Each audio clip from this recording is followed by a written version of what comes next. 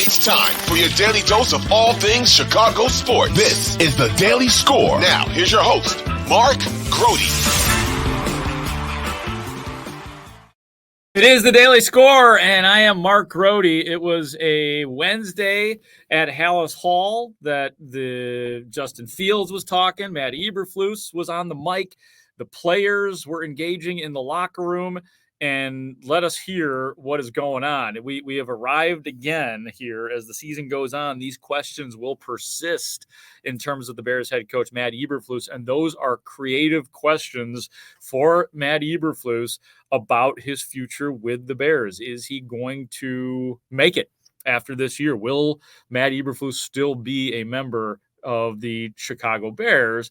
So the question was asked of Matt Eberflus in that realm. So let's take a listen here. Do you feel pressure on yourself, Matt? I know we talk about Justin proving over the final 6 games. You as the head coach, do you feel pressure on yourself to prove to ownership or Kevin, whoever, that you're the head coach long-term moving forward? Yeah, I can see progress, and I told the players in the meeting, and we can show them that. We can show them real, tangible progress. And like I said, it's our charge to take that next step. And in terms of what the pressure thing, really that's the NFL, right? It's about executing. It's a week-to-week league, and the story of the world is written every single week. So that's the way it goes, and that's where you're at, and that's the life we live. And I've been living it for a long time. That's the way it goes. I kind of believe Matt Eberflus when he says everything he just said there. That look, it's of course he doesn't want to lose his job. Of course he's worried about it. He doesn't want to uproot his family. He doesn't want to take a pay cut, quite frankly, which once he runs out of contract, he'd inevitably be doing. But he's right on all that. Look, Matt Eberflus is 52, 53 years old. He's been with he's done a lot of coaching in the NFL, whether with Indianapolis or with Dallas. He has seen his superiors go down, his head coaches get axed in the past. He knows exactly, he reads, sees. He's not dumb, even though some people think he is, but he gets it. He gets that part of it. Now the question of what will happen, there does seem to be a vibe of an era of Matt Eberflus may not be back next year. I mean, that possibility is real. And I think that what this really comes down to at this point, and just talked about it on the Score in the show that I did, and that is, what exactly do you want to get out of the rest of the season? But the real question is, Kevin Warren, what part will he play in all of this? Will he impose his will on this team, or will he say, Ryan Poles, you have autonomy to do what you want to do with the head coach that you did hire? And look, whether it's in regards to the coach or anything, what I want to see, I do want to see Kevin Warren impose his will in a lot of different ways. And I don't know if it's changing the coach. I don't know if it's changing the general manager, but something big has to change organizationally, because this has been the same organization since about 1990 in terms of intermittent playoff appearances, limited playoff wins, and then just not having any kind of sustained success since the 1980s. So something organizationally in a big way needs to change.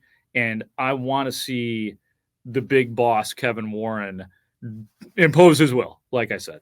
Moving on to Justin Fields. He spoke out at Haugh as well. And some people say that some of the stuff that he did in that Detroit game, especially the touchdown pass to DJ Moore, was some of the best that they have seen out of Justin Fields. He did look really good. I'd say he looked better in the Denver game. And, look, DJ Moore was the star of the Washington game, but I also thought Fields played particularly well there. But played well against Detroit. So, Justin, what worked for you in that game? I mean, I just felt like did a pretty good job of getting the ball to DJ and spreading the ball around and protecting myself when I did run the ball and take off. And what really just stood out is how we stood out as an offense and how just dominant we were all game. The O-line did a great job protecting. Runners did a great job running the ball, Yeah, and I mean, everybody was doing a job, and that's what we want to focus on offense. Just everybody doing their job, and all coming together to collectively as one. Just trying to put our best foot forward and try to put a point. So. I do like the Bears' chances for Monday Night Football as well, as I've talked about.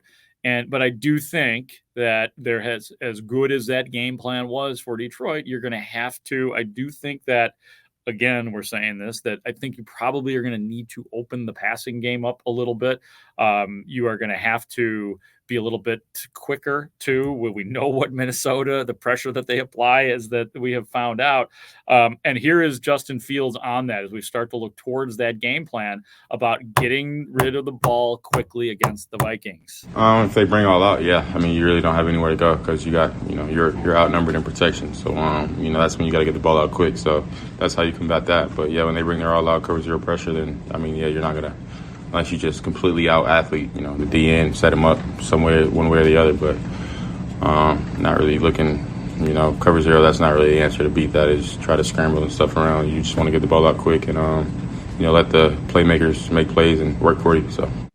Hey, do what you got to do to elude the pressure, even if that's running. But I like what he's saying, that, as we saw him do in the Detroit game, keeping his eyes downfield, even in the face of pressure. And sometimes it can be unmanageable. There's going to be times where, you use that weapon. You use your legs to get out. And Justin Fields, I thought, even though you didn't have the one spectacular, crazy big run like we saw so much of last year, in terms of the way Justin Fields used his own personal running game in that game, I think it's about the best that I've seen. And that's not going on a limb. He had 104 yards, but just the way that the design runs, even when he had to eject from the pocket, I thought it was particularly good. And we did see him, again, on a couple of occasions on big plays. He did get right up to that line of scrimmage like he was going to run, and then kept his eyes downfield and would hit, in one case, DJ Moore.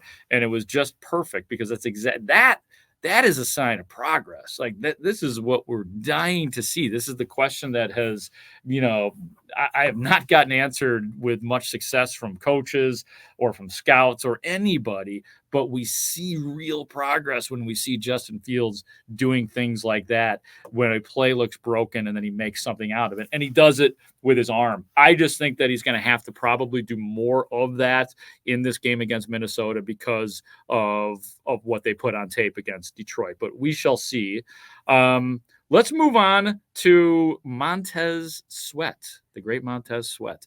He, one of the big sort of post-game controversies with him, Montez Sweat, not with him, but in terms of his usage, only being on the field 63% of the time, which is not enough for not let alone a starting player, but a guy like Montez Sweat. Matt Eberflus defended it, saying that this is part of a rotation. He was not in there on the game-winning touchdown. You could have called the timeout in that case or changed the damn rotation.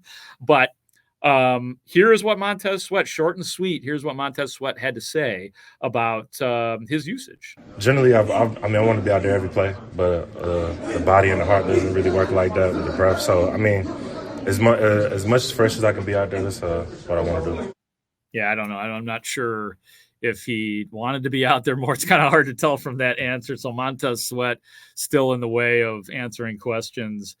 I'll do whatever I got to do for this team. I don't know. We don't know Montez Sweat that well. I don't know if he is somebody who is just playing the part, the good part, and not suggesting that he wants to play more or should play more. But we're getting to know Montez Sweat. I have a feeling that Montez Sweat will be used more. If nothing else, Matt Eberflus doesn't have to answer questions about the usage that obviously they were not thinking about at certain times during the game. So that's it for today. Left a few seconds at the end here to say happy Thanksgiving to everybody. Hope that you guys are enjoying your Thanksgiving today.